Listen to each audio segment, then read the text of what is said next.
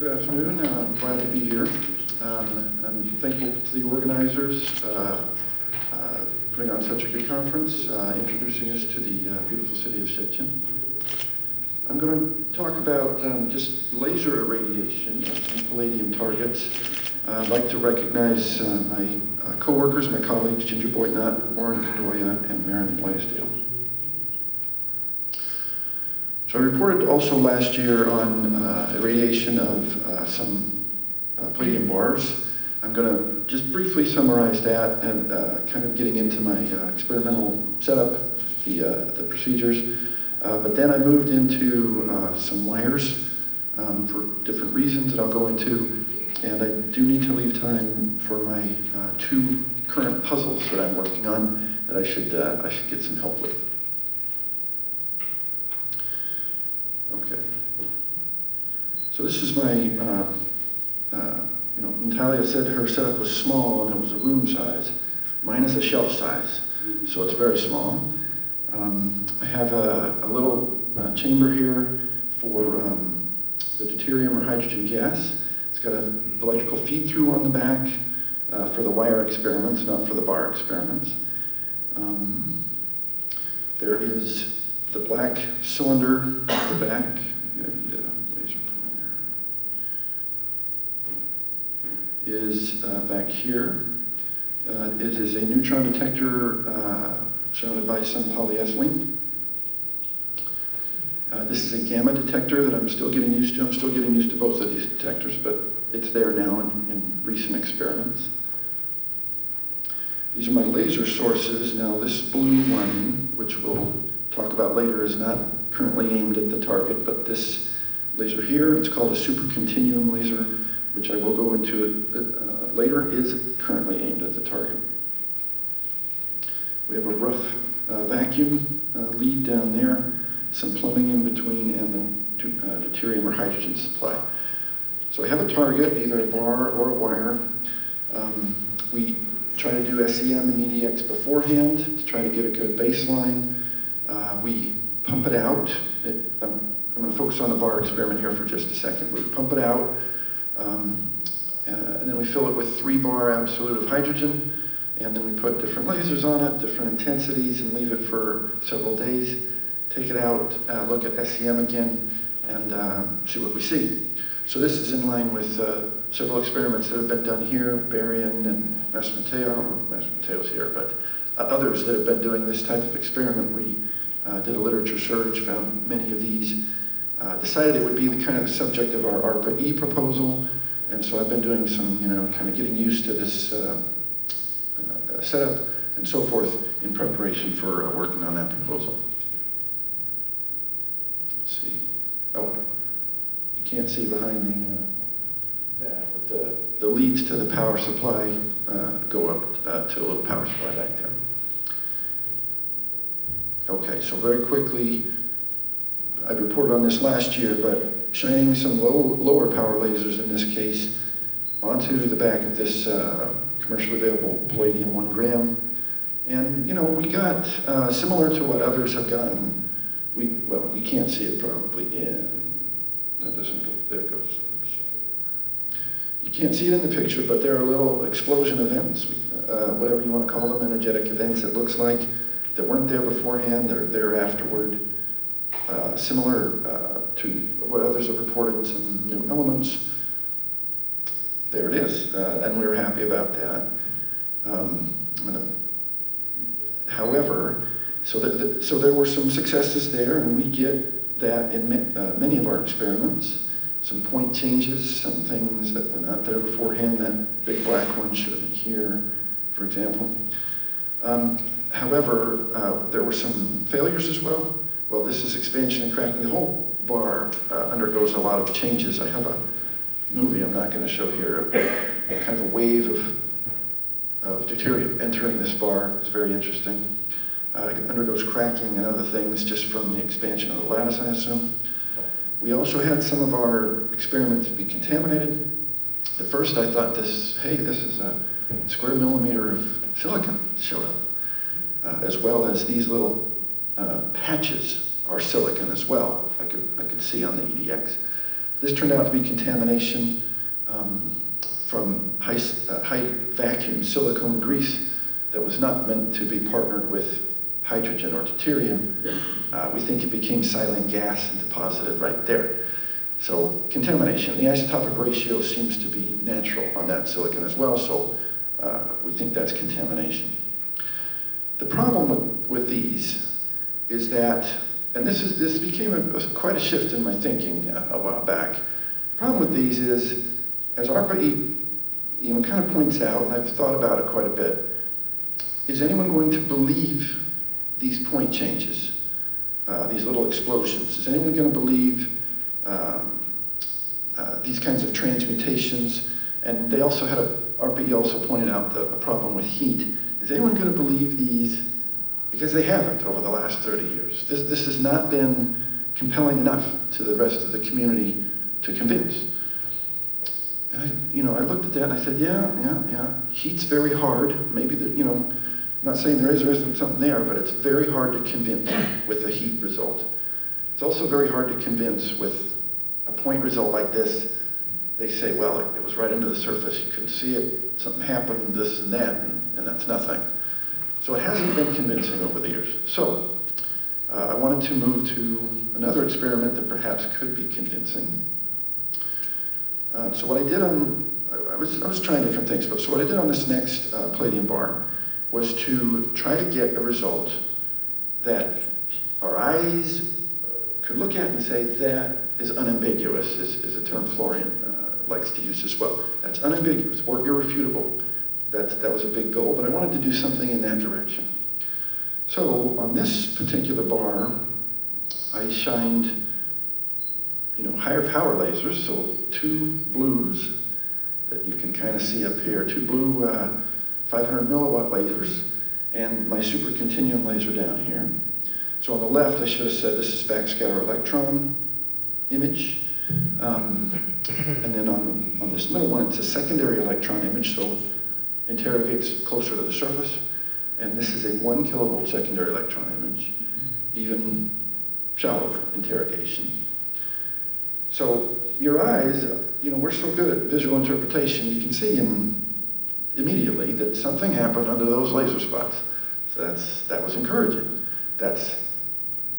I'm not saying it's irrefutable, but you can see something happened under those spots. So what happened under those spots? I was investigating that for a while. But this is the kind of thing that I wanted to move into. Something that, I don't do heat, or I tried doing heat with mesono replication for a while, and that was tough. So I don't do heat studies anymore. I would love a transmutation result that wasn't a point. For example, down here, I'm going to go into what these spots are here in a second, but what if I got a ring of brightness or a ring of transmutation? That would be more convincing instead of a spot. Because when you have a spot, why didn't it happen anywhere else under the laser? Lots of questions just kind of start being raised of the randomness and so forth. So I wanted something more definitive. Okay, so what are these spots? So when looking at this bar and some later laser experiments, we started to see, so secondary electrons, remember, respond to morphology fairly well, and shallow morphology. So the secondary electron images, we're seeing 40, 50 nanometer little growths on the surface. And at first I was hoping, well, that was going to be some other element, always have this hope in your heart. But no, it looks like it's palladium. It was growing from the surface. Interesting, I kind of didn't expect it, but that's what it looks like is there. And then, given more time and more cycles, these smaller growths become larger and larger and get rougher and rougher. That's another picture of the small ones. Whereas our wires, this is a 250 micron, well, this is the bar at first, but I'll go into the wire later. But our bars and wires look smooth, they look normal, they don't have any of these growths on them. So, and we couldn't find any spot-sized elemental changes. Okay, so I moved into a wire. I did this for a few reasons. I wanted to be able to heat my sample, but not heat the whole chamber. That just gives, I don't know, heating this whole thing up to 600, 900 C just seemed to be a lot of effort, you know, extra precautions, all this stuff. So, but if I run some current through the wire, I can heat it up. That also gives it a lot of, that gives me a chance to expel hydrogen or deuterium that might be in the wire, because heat usually expels it. I might be able to bake off or anneal it, because there's been some papers I've found that say you can anneal. So usually annealing temperature is like 900 C for palladium, but these papers have said that if you run current at like 200 C or 300 C, it achieves the same effect of annealing, aligning the crystal structure and so forth. So I wanted these things, I wanted to be able to heat it up.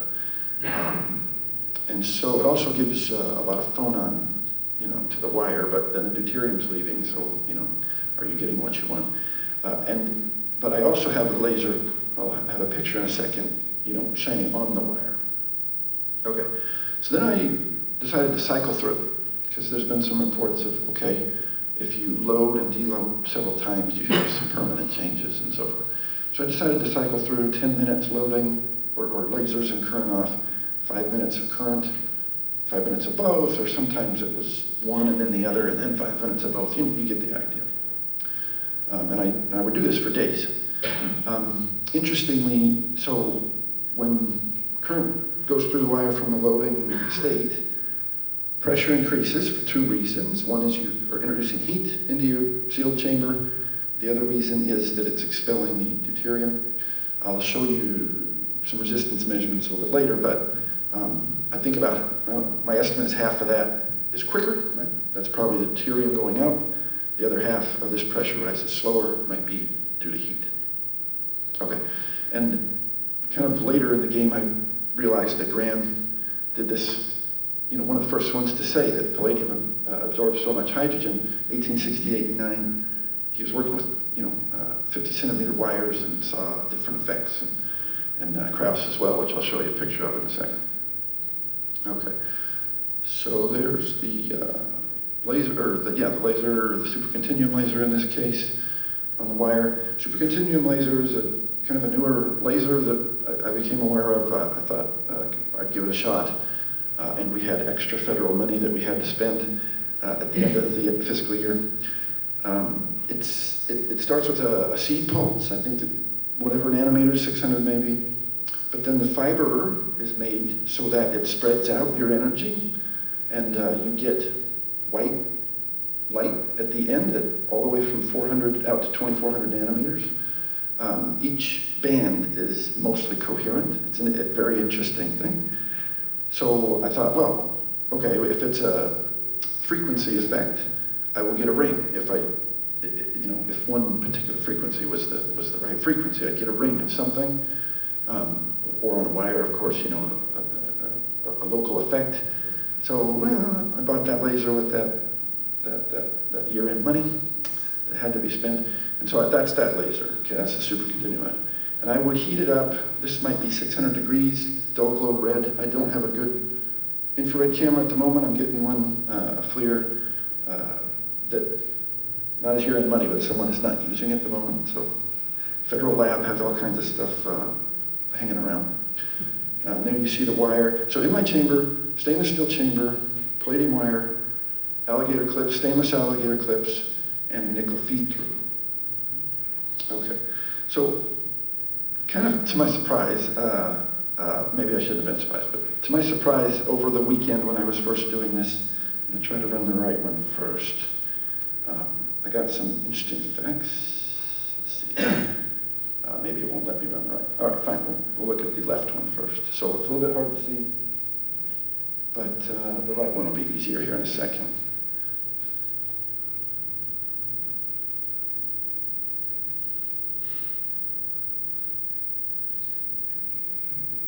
So the wire shrunk about half its length. The little pigtail at the top also pulled in to the space between the alligator clips. Interesting effect. I was not quite expecting it. Let's see if the right one runs. It's the second one. You can see it going up and down a little bit. That's the alternating between expanding and contracting over the course of my 5-10 minute cycles.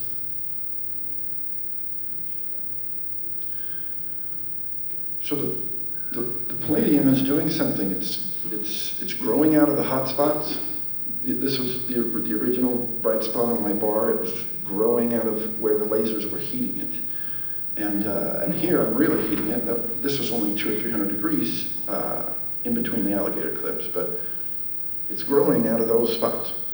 And it keeps doing it. And Krauss mentioned, and I guess we'll go to the picture, if you keep doing this, it'll tend towards a sphere. And that's what was happening, is that this wire, if you keep going, will end up being a sphere if you load it, deload it over and over. Now, Krauss reported an explosion after 90 of those cycles. I have not gotten that in that manner. I'll show you a different explosion later, but I haven't had an explode, even though I've done over 90 cycles, but this is what happens. So most of the wire stays the same. Well, the part of the wire that's not heated so much stays the same diameter, but you get large. This is 750 microns, starting at 250. This was where the alligator clip was connected, so the force had enough, or the growth had enough force to push it apart. Interesting. On closer inspection, you get a very, sometimes people have reported blisters or roughness, and that's where this heads to. This is the entire wire over this SEM picture. It gets pretty rough. Zoom in a little bit. A little bit more. So it gets this cauliflower rough, not sharp so much, but the 40, 50 nanometer growths are still there. They've just gotten to be bigger and bigger structures. We cut into it, because I was thinking, well, is it a honeycomb now, or is it a solid? Wasn't sure, but it looks like it's a solid.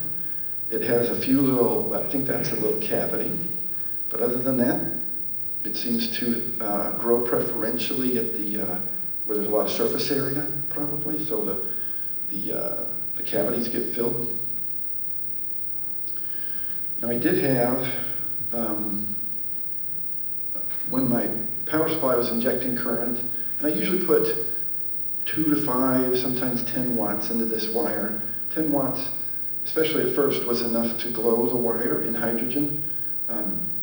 You need a lot more wattage to glow the wire in hydrogen because it's such a good heat conductor out. But but I did take the resistance measurements unfortunately, when I was injecting current. So all of this is not when I'm injecting current. This is only when current is being injected. There's gaps here that I'm not showing. And over, there's crashes and other things. So this is about 2 or 3 days. There's this resistance profile. Now, as it shrinks, if you assume there's the same amount of mass, I got to leave myself time for puzzles. Anyway, it shrinks. It's proportional to L squared if you assume the same amount of mass. At early time, you get simply a reduction in resistance. At mid times, I call them, it rises in resistance and then settles out. This is kind of why I think, the hydrogen's being expelled. Remember, this is about 5 minutes or a little bit more. And then it settles down. This doesn't change much. You can see the y-axis in late time, and it seems to have reached some sort of more of an equilibrium. So yes, I had animations here. Okay. A couple of lessons learned, and then I will move on to my puzzle. So I have these 5-minute times of heating. The ratio might, that's what I didn't show. These different early, late, and so forth might be at different parts of these curves. I don't know, I just was kind of thinking that, so that's to be investigated. And then, if you do assume that, the hydrogen is being expelled, say, in 1 minute of the 5, that would correspond to a loading ratio of 0.8, 0.9, just based on the masses. Things like that. It does happen with hydrogen as well. What else do I want to say? Okay, puzzles. 2 puzzles. So the puzzles occur when I terminate the experiment. And I'm going to present what happened when I terminated the experiment with the current on first, okay?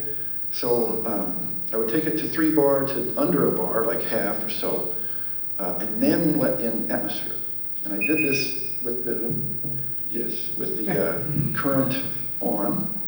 There's before this happened, and then there was a light and sound event, like an arc welding light for about a quarter second, and it popped, and I get some residue. And I wasn't sure what that was. It looks like it came from the wire.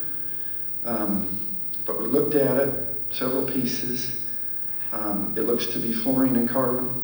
This is, remember, puzzle number 1. And there it is. I don't know what to think about it. The closest fluorine I can find, this looks like almost Teflon, but there's no Teflon on those alligator clips. I confirmed with the manufacturer. Closest fluorine I can find is way back at the valve seats. Not quite sure about that, but that's still investigating that. Another little look. Yeah.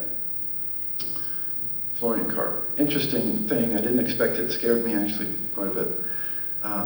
And if I can make sure that that's safe, I'm going to do that again and see if it repeats and so forth. The other thing I did get when I terminated the experiment with the current off is I got a neutron burst, I think. It could have been, this is like, I got 1 or 2, so I'm just kind of thinking whether, this could be something repeatable. So this is neutrons over the course of an experiment. There's a crash in the middle. When I smooth this with a 15-point filter, there's my burst at the end. There's kind of one other burst early on.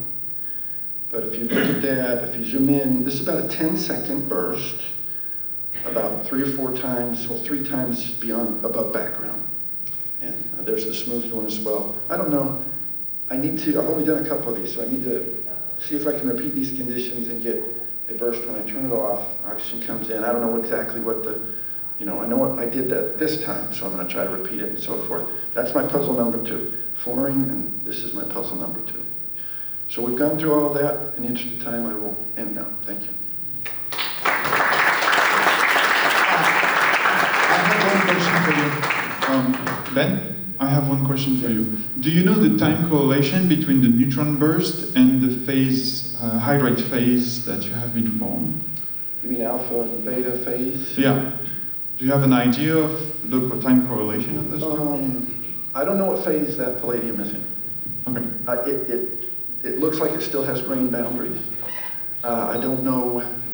It's been heated many times and cycled and grown, but I have not done, I don't know exactly what phase it's in. Okay. Okay, about changing dimension of the wire, we routinely found this effect even open-air experiment with long constant wires, just because DC moving, and we have found one side the dimension decrease, cathode, and the other side increase. Yeah. So to avoid breaking of the wire, because we always have some solution between the long, we have to reverse the polarity. So we think can be electromigration of hydrogen or impurity. So to discriminate an impurity, we have done an experiment with the very high humidity. Humidity? Yeah, a lot. We make a bath of water over, under. So with the humidity, the effect increase a lot. So we think is electromigration of hydrogen because constant time decompose and so on. Yeah. I confirm your... Well, it seems like when the hydrogen is expelled, it takes some palladium with it, and yeah. Yeah, but even open space, just put water under. Right. Thank you. 2 questions. Yeah. Is actually this experiment regarding shrinking the wire replicable? Did you try to replicate with, of course, with other wires? Oh, I have not tried other wires, although I will. We're going to try titanium in our experiments, but I've only done palladium so far. Try, please. The other actually question is, did you have chance to measure somehow eventual released energy?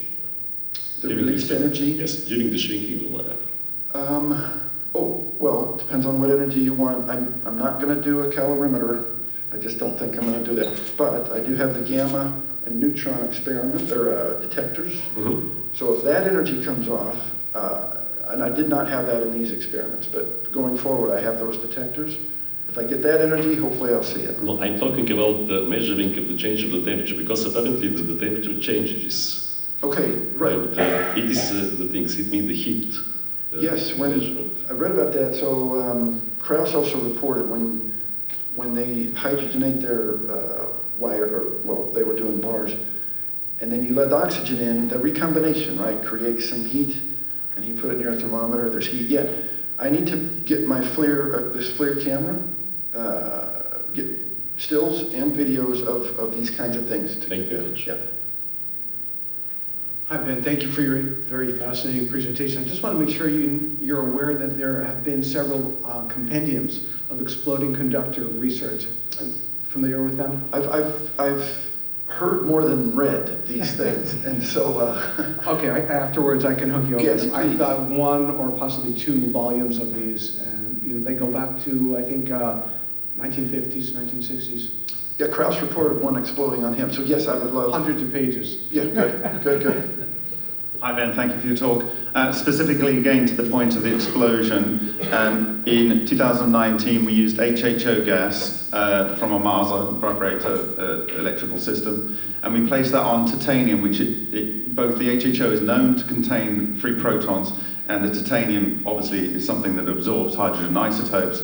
And when we touch that on some polytetrafluoroethylene, which you have in your reactor, you noted, we had a massive explosion with coherent matter clusters in terms of crystals forming after the coherent event. When we tried it on predominantly a copper 10 yen coin with a 2% other element in there, tin or whatever, it did not explode whatsoever. Of course, as you probably know, copper cannot absorb hydrogen isotopes. So I would actually potentially try an experiment where you deliberately load and heat the wire and touch it on PTFE to answer your question. Because the thing can act at a distance, but to physically do it. Yeah. Interestingly, on the copper, you ended up with apple core structures all over the top of the copper. So I can talk to you about that. Okay, that's interesting idea. Yeah. Please, the last quick Yes. question. Thanks. One question, one comment. The question is very simple. Mastro Matteo reported several times evidence of fusion of the surface of palladium. Did you find anything like that? Because I think that would be a kind of compelling, let's say, proof, if you will. And the other is that about the behavior, Mastro Matteo in one of the papers says this is probably a low, let's say, probability event that the laser sorts of enhances. So the fact you said isolated spots and so on, that could be the... Right. What evidence of fusion are you referring to? Fusion of the surface. Like DD or palladium? No, fusion of the palladium. Melting. Liquid phase. Well, it deforms so much. I don't know what word to use actually. Melting, flowing, growing. I'm not quite sure, but I get all this. He basically, if I remember correctly, he saw some very shiny surfaces that seem to be evidence of melting and then resolidifying. Yeah, yeah. I'm not sure exactly what happened there. They were bright because secondary electron images respond to topography. Yeah, I'm not sure what word to use there. So because my point is, if you have milliwatts lasers and you melt something that melts at 1,460 plus degrees, yeah, that would be a kind of things difficult to explain. I don't think I got that hot. I didn't see that. I saw these growths, but I didn't see otherwise the substrate change much until I started cycling.